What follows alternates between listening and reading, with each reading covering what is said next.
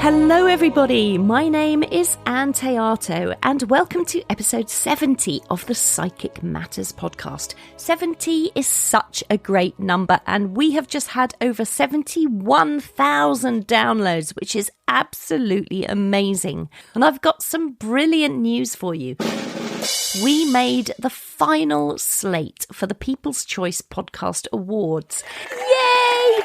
Thank you so much to each one of you who took the time to vote. I really, really appreciate you doing that. And it's really, really exciting because it means that we are now one of the 10 nominees who made the final in the religion and spirituality category. What happens next is that the Podcast Awards Committee will invite journalists, podcast thought leaders, legacy podcasters, sponsors, and individuals of the committee's choosing to independently review and vote to determine a winner in each category. So fingers crossed it will be us this year, and the winners will be announced during a live broadcast on International Podcast Day, which is September 30 at 6 p.m.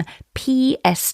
That's going to be about 2 o'clock in the morning for me, so I'll be staying up late that night, I can tell you. So thank you once again to everyone who voted.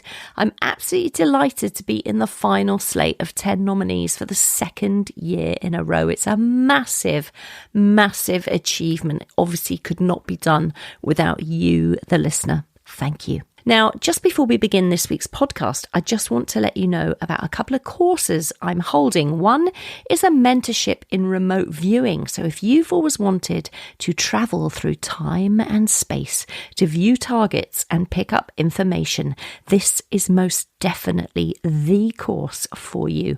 All details are on my website and you're more than welcome to join those who have already booked on from all around the world. It's a 6-month mentorship program with me, and I will take you through various methodologies for gathering information psychically. It's going to be very, very exciting. Do join me for that. And secondly, I have another course for you, how to record and voice your own audio tracks.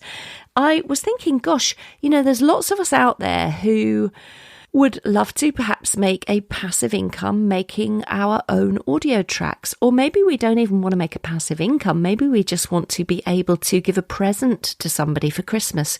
Here's a beautiful meditation I wrote and recorded for you.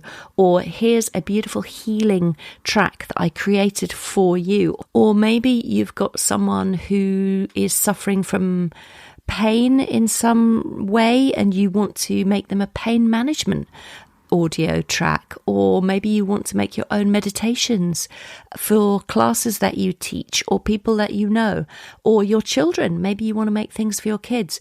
Whatever it is, I've got a course. It's 2 days and I will take you through every step of how to record and produce your own audio tracks. It's a very, very simple, much simpler than you might think. And I remember when I first wanted to make some audio tracks, I went all over the place trying to find somebody who would teach me how to just edit something simply. And I was coming across a problem of asking friends or people I knew who were sound engineers. And they were so, what would I say, pure about the way they work, as they should be because they're sound engineers. But it became so complicated for me. I didn't need to know all the bells and whistles and bits and bobs. I just got lost in it all. I couldn't do it.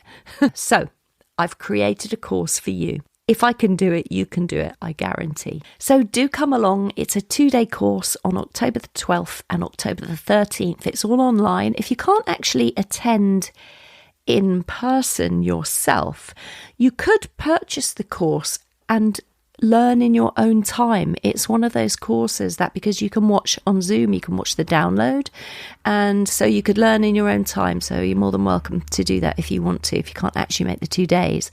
But I'm going to be teaching you how to create pictures in the mind of the listener, because it's very, very important that we understand the medium of radio first. So we're actually going to be looking at radio drama and what makes radio so picturesque and so beautiful in the mind of the listener. Audio is one of the most flexible places to tell stories because you can go anywhere, make anything, build any universe that you want to, and you can do it with sound effects. And I'm going to show you how to source those sound effects. I'm going to teach you how to write for sound, and I'm going to show you how to write a meditation track as well, so that you can engage your listeners' emotions and keep your audience spellbound. So do come and join me for that 2-day course, 12th and 13th of October, and all the details are over on my website, anntheato.com, ANNTHEATO.com. And now for this week's podcast episode. How do we attune to the spirit world? If you are a long-term listener of this podcast, you will know that I often mention a gentleman by the name of J. Arthur Findlay. And Arthur Findlay was a prominent British spiritualist who wrote extensively on many, many topics, finance, economics, and especially psychic subjects. And he gifted his family home, Stansted Hall, to the Spiritualists' National Union. He wrote a book in 1931 called On the Edge of the Etheric. You know, I highly, highly recommend that you read that book. It's absolutely fascinating. And in that book, Arthur Findlay refers to those that we call dead living on in a duplicate etheric body. And he explains that the etheric world is part of this world. It's all about us. It's a material that is too fine for our normal senses to appreciate. And he says that we are already an etheric being. We don't become one. We simply shed our human body like an overcoat. And he's got this wonderful quote in this book, and he says, "We are etheric beings clothed in a physical body, and death only means a separation of this etheric body from the physical covering. The etheric body is the real and enduring body, an exact duplicate of its counterpart." And I absolutely love that quote, because when we're working as mediums, what we're doing is becoming very, very aware of ourselves, first of all, as a soul being, really feeling into the power and magnificence of our own soul. And we see the counterpart in our recipient. So when we're working in a one-to-one, or whether we're working on the platform, we're working with the soul of our recipient too. And then we're lifting our vibration up to those who dwell in the spirit realm. And they are lowering their vibration so that they can speak to us. And that is how mediumship works. It is from spirit, through spirit, to spirit. Now, what does that mean? It means from spirit communicator, through spirit, which is the medium, to spirit, which is the counterpart of the spirit form in our recipient. So it's a form of telepathy that we are working with here. Mediumship is a form of telepathic communication from the mind of the communicating spirit to the mind of the medium and conveyed to the recipient. The medium can only provide the evidence that's given by the communicator, and then the recipient will decide if that constitutes proof of survival after physical death for them. So a medium's job is not to provide proof of eternal life. We just provide the evidence that is given to us by the spirit communicator, and we offer it to our recipient. Then it's up to them to decide whether that is proof enough for them that we truly are in communication with the consciousness of their loved one in the spirit realm. There are two types of mediumship. There is mental mediumship and there is physical mediumship. Mental mediumship is only experienced by the medium through their own perceptions. Physical mediumship is the manipulation of energies and energy systems by the spirit communicator. And this type of mediumship involves manifestations, things like loud raps or bangs or noises, voices or materialized objects, things that we call apports that suddenly appear, or transfiguration perhaps, where spirit can really put their face and allow it to appear in front of the medium's face. Perhaps physical mediumship can also be expressed through materialized spirit bodies or body parts. Sometimes you just see a hand or a leg or a foot belonging to the spirit person. So that's what physical mediumship is, but physical mediumship is witnessed by everyone present, regardless of whether or not they consider themselves psychic. So be clear that physical mediumship is quite rare. It's quite rare because we don't practice it so much today. We very much practice mental mediumship in this modern day.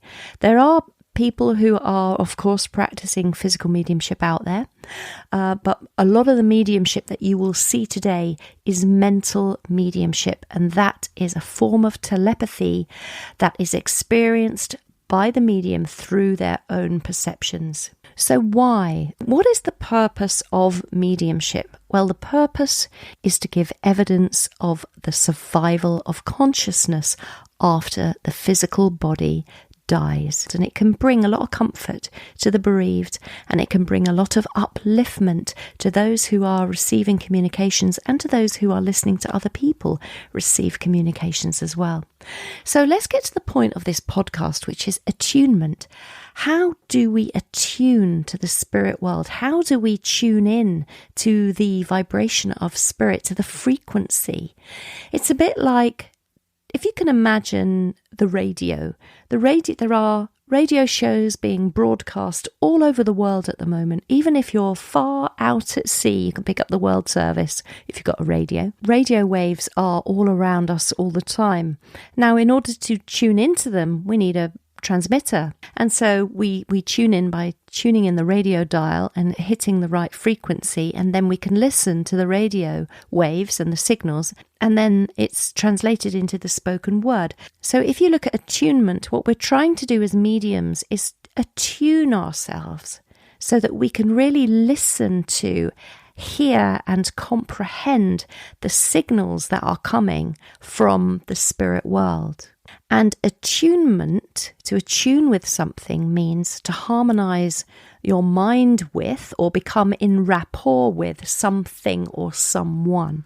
And a medium needs to attune very much to the different vibrations of those in the spirit world, because life in the spirit realms is very, very different to the life that we live here in the physical world. So mediums need to be able to, so we can't just switch ourselves on like a radio and suddenly think, okay, we're just working now, we can hear spirit world. We have to do something. We have to go through a process by which we can make that required connection so that communication can take place between this world and the spirit world. The eternal part of us, the soul part of us, that which is our etheric body, that soul part of us, the eternal us, has what we call an energy which is quickened. And the physical world, while we're here, is a very solid, physical, heavy dimension. The spirit realms have a very much, well, it's not very good English, is it? But they have a finer frequency, a finer vibration, very much more refined dimension over there. And so as mediums, we have to make an intention to focus on the eternal part of us, the eternal soul, in order to attune to that part of us, that soul of us, and then we can become in rapport with those in the spirit world. There was a wonderful, wonderful spirit communicator called Silver Birch. Spirit communicator means somebody who resided in the spirit world and worked through a wonderful medium called Maurice Barbanel. And Silver Birch was asked one day how he and his medium attuned together. And the answer that came back from the spirit communicator, Silver Birch, was, "Our medium quickens his vibration and we slacken ours." So that was the explanation directly from the spirit world as to how this process actually works. Attunement is very, very different to meditation. Meditation is excellent for us. It helps us quieten the conscious mind and helps us stop the everyday thoughts that keep coming and dictating the world and narrating the world to us. Meditation can be wonderful. It can still that conscious mind. But attunement, sitting in the power, is very, very different. Sitting in the power of your own soul will allow you to experience your own magnificence as a soul being. So meditation is the means of finding a stillness within our mind. Mediumship asks of the medium to alter their level of consciousness. And it's very, very necessary for us as mediums to move our mind into an altered state. That way, the spirit communicator can blend with us and impress images upon the mind of the medium and therefore communicate with us in that way. Sitting in the power is what we call the practice of attunement. It's vital if you are a medium and you are in development. It will enable you to really feel the power of your own soul. Once you know what it feels like to sit in the power of your own soul, you're able to then blend with the spirit communicator. I just want to mention at this point an incredible medium called Harry Edwards, and he was not only an incredible medium, but he was I would say an inspirational healing medium as well. There are some wonderful clips of him working on YouTube. Definitely look those up. I'll try and put the clip that I've watched recently in the show notes for this episode. Harry Edwards spoke of something he called the mirror of the mind, and he spoke about how consciousness is like a mirror. And onto the mirror of consciousness is projected all our physical thoughts, our sensations, the pain that we feel, our experiences, etc., etc. So we're going about our business and we're walking through life, and our eyes are receiving information which we're bringing back to the conscious mind, and our ears and all our senses are bringing back those information to the conscious mind, and they're transmitted along the nervous system to the brain and translated into recognizable experiences, which are then projected onto the mirror of consciousness. So Harry Edwards said we also possess a spirit mind, and the spirit mind is concerned with receiving impressions and experiences and pictures, feelings, etc., things like that from a spirit communicator. And the mirror of the mind is able to receive the spirit experiences when the mirror is unoccupied by the physical ones. Consciousness is able to hold two distinct sets of thought impressions at the same time. So us as mediums developing our mediumship, we must learn how to clear physical thought so that we can allow the mind to receive thoughts from the spirit world, impressions from the spirit world. And we receive these thoughts from the spirit world using our extrasensory faculties, our clair senses, if you like. So these are the non-physical part of our everyday senses: sight, sound, smell, taste, feeling, etc., etc. So if you're using your clair senses, your clairvoyance, that means clear vision. Let me give you a very quick rundown on the clair senses. So you've got clairvoyance, it's clear vision. It means that images are impressed upon the mind of the medium by the thoughts of the communicating spirit. Clairsentience, it means clear feeling, and it's the ability to feel the presence of or become aware of spirit communicators and their emotional feelings. Clairaudience, That means clear hearing, so we have this ability to become audibly aware of the words or sentences of a spirit communicator. Clair-olfactoriance, clear sense of smell. It's the ability to smell aromas produced by the spirit presence and impressed upon the mind of the medium. So we don't actually smell it in the physical world. We remember the smell of it in our mind. So if I was to say to you now, smell lemon, you can imagine smelling lemon, or you can imagine tasting lemon, but you're not physically smelling it or physically tasting it.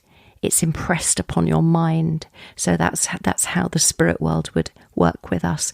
Clairgustance, clear sense of taste, and it's the ability to taste flavours produced by the spirit presence, again impressed upon the medium's own sense of taste. And as I've just explained, not in the physical, it's our memory of taste impressed upon the mind.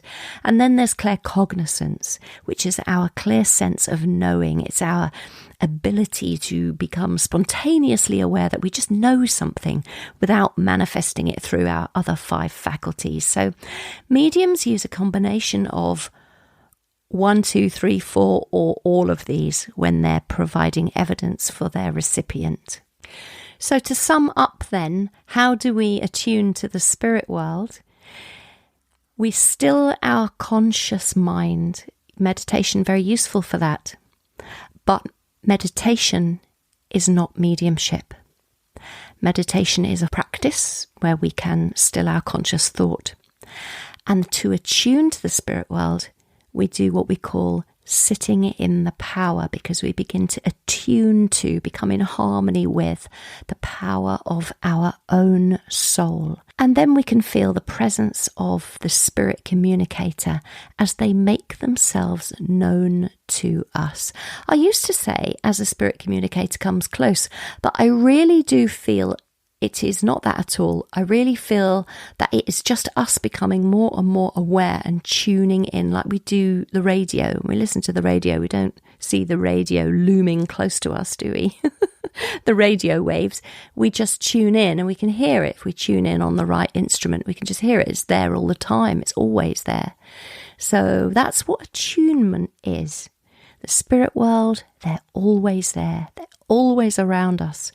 And it's up to us, whether you are training to be a medium or whether you are somebody who's been bereaved and you're looking to have that contact with somebody from the spirit world, or if you're just somebody with a curiosity about this topic, the spirit world are always there. We just have to attune. Well, I really hope you enjoyed that episode. If you'd like to pick up the show notes along with any of the URLs or references mentioned in the episode, along with a full transcript, of course, please visit my website, anntheato.com, ANNTHEATO.com, and go to the podcast tab, click on the podcast page. Thank you for bearing with me with a little bit of traffic noise in the background today. I seem to be recording this during the school run time, so there's a lot of cars going by the window, but hopefully it won't put you off too much while you're listening. Well, you've got through it now anyway, so well done. And so if anybody's interested in coming on my remote viewing course, Travelling Through Time and Space, do go to my website. It's under events and courses, or perhaps you're interested in making some audio tracks with me. I'll teach you how to do it step by step. Simple, simple, simple. And you know what? It's an awful lot of fun, and they make fabulous gifts. I mean, even if you've got somebody in hospital or somebody going through a treatment, you could read them a story. You could make a special track for them. You could make a track of your family talking to each other and keep it for posterity. So you recording all the voices of people and edit them down and have them as a little family keepsake. I mean, there's so much you can do once you know how to do this very simple process. So you're all very welcome to come and join me in October, and details on that course are over on my website. For now, I want to wish you all a wonderful couple of weeks. I've got some fabulous guests lined up for the podcast, so I'm very much looking forward to bringing those episodes to you. Have a wonderful couple of weeks, everybody. Once again, my name is Ann Théato, and thank you for listening to Psychic Matters.